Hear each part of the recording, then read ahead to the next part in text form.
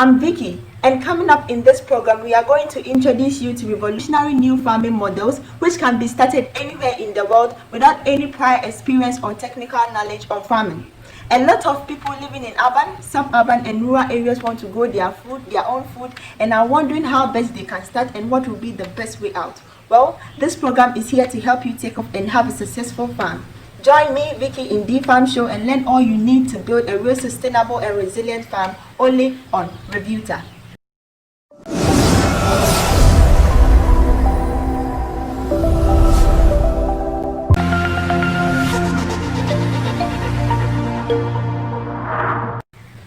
Today, we are going to learn from a Periurban farm at EARTH University in Costa Rica.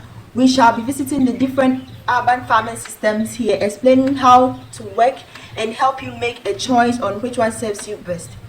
With me in this program is our correspondent Okeche at the farm. Okeche, please take over. Hi, thanks Vicky. Now, standing here at the EARTH University Periurban farm, it's evident that more world-class universities are now putting great emphasis on urban farming and urban farming education, with many systems such as hydroponics, aquaponics, raised beds, vertical gardens, and many others.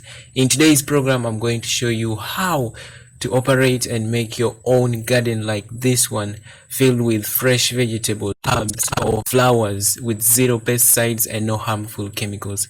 To start, vertical gardens come in all shapes and forms.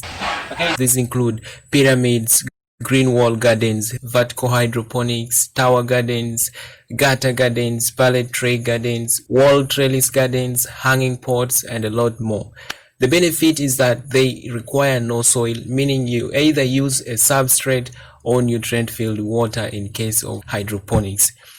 It lets you grow over twice the amount of plants as compared to a regular garden bed, with much higher density resulting in higher yields and less loss to diseases. It is a great way to involve the whole family in healthy eating and growing vegetables, herbs, and flowers faster. To have this beautiful garden, you can hire a professional to install it for you, which is quite expensive. And you can also do it yourself using very simple locally available materials. So I'm going to show you how to exactly build your low-cost garden like this. Now the first step is choosing the site. The space available on your site will determine the size of the structure and the type of crops to grow. Note, if you need more sunlight, you need more open space. And if you need little sunlight, then you must consider providing some shade. Also consider the general weather conditions like the wind, the sun movement, how much temperature is in that place. Then try to imitate the natural environment into this place that you have chosen. Second step is building the frame. This can be made of wood like this one, which is a 6 by 10 feet structure, or it can be made of metal right here. Now you also need drainage pipe tubing or tubular growing buds, or even cloth material.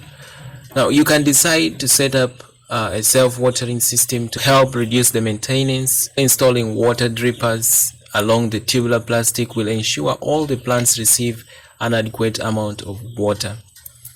To build a timber or bamboo frame like this, you will need timber, you will need planting bags which are at least 20 centimeters in diameter, you will need 1/4 inch water hose pipes, you'll need pipe connectors and caps, you'll need a water tank or reservoir, a measuring tape, a drill, a saw, nails to put the pieces together.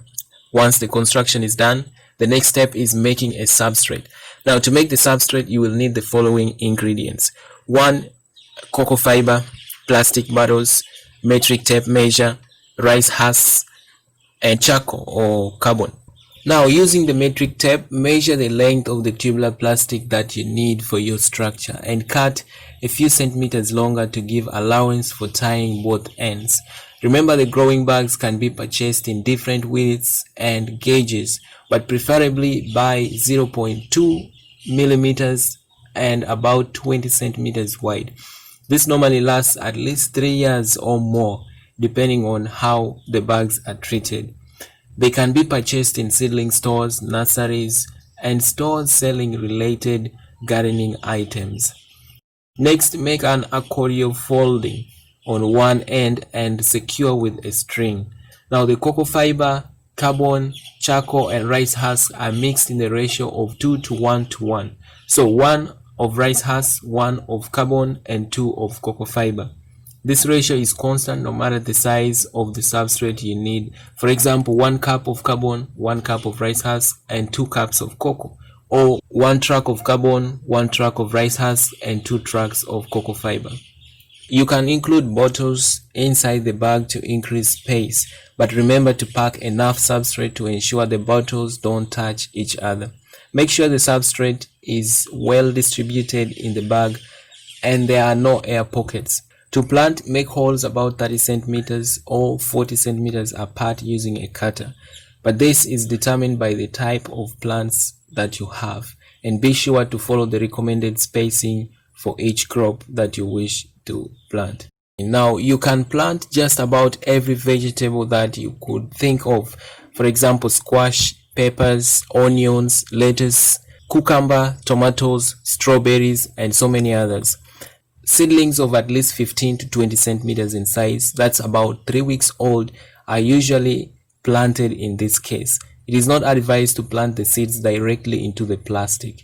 For fertilization, please use both major and minor nutrients.